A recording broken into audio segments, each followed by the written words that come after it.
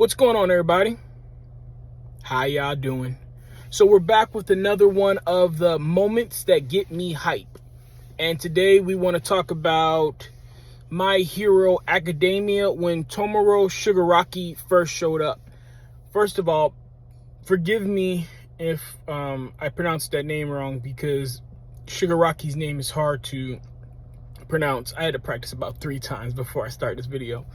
But when Shigaraki did show up for the first time in the My Hero anime, and they were at the academy supposed to be learning, it was one of the biggest moments that got me hype. And here's why. It's not just that he showed up, because the revealing of the villain, especially when it's done in such a great story way, in a great cinematic way, as I like to say, is always it always elevates your emotions. If you're invested in it, and then it's done appropriately, it will draw you in once the villain is revealed or reveals themselves to the protagonist, right? So it's not just that, the way they showed up, they came through the portal. And excuse me, spoiler alert, if you guys haven't noticed already, anything that I discuss is going to be a spoiler alert going into any anime, any movie. So if you hear me getting ready to talk about something and you haven't seen it yet and you want to watch it, I would stop, go watch it, and then come back to the video, okay? So they're coming through the portals, and they're just, hard body, right? Just straight tough coming out. But that's not just the only reason, because that was tough in and of itself. The main reason I got hype is because of the reaction of the pro heroes. The way the pros stepped up right then and there, that's what got me hype. Because there's a difference in cadence. There's a difference in aura and energy. There's a difference in behavior. There's a difference in spiritual pressure when something just got real. And if you know me in my personal life, you know this to be true with me. Like, I'm pretty laid back. I'm pretty zen. I'm pretty chill. But the minute there's a ripple, the minute there is time for me to shift into that, you will feel that shift. And you take that how you want to, but that's exactly what I saw and felt when watching this scene. Eraserhead went from, the teacher to the defender, to offense, to go time. And that right there is something that I have struggled with in my life, because when honestly, the culture that I come from, they call it being fake. They call it being fraudulent, two-faced, a chameleon. They have all these negative terms they have all these terms to imply that is negative, that you're not the exact same person every minute of every day. I had to get out of my environment, out of my culture, to realize that it's actually a good thing that you behave different depending on your surroundings.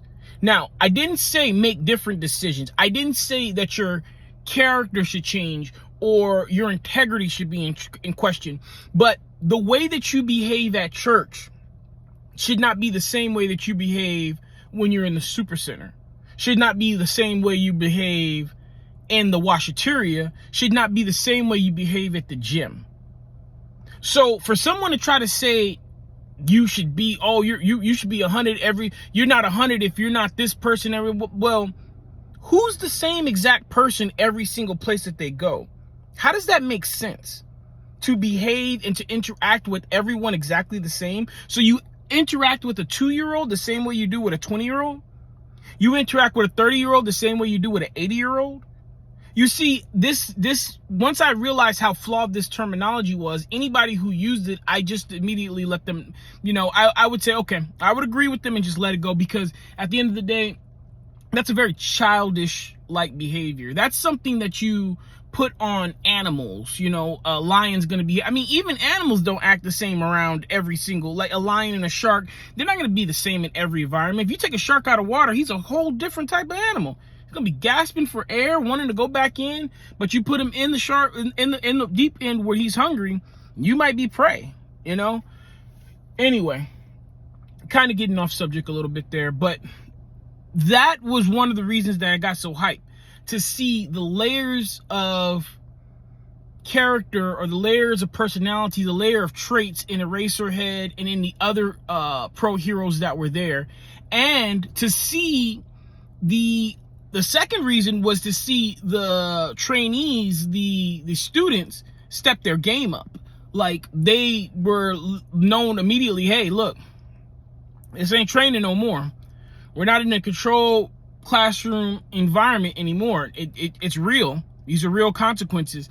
And some of them thrived, some of them barely survived, some of them failed, some of them banded together, and it just was amazing to see that shift. I love to see the shift, you know. I love to see how people react to adversity, and that's ultimately, in my opinion, that's going to tell you who you are, how you react to adversity, how you react to fear, how you react to a problem, how you react to an obstacle.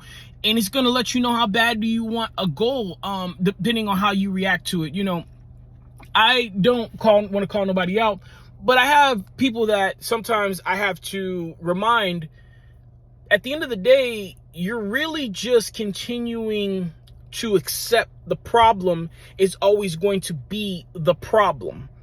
You haven't decided, like they'll tell me they're having this issue, right?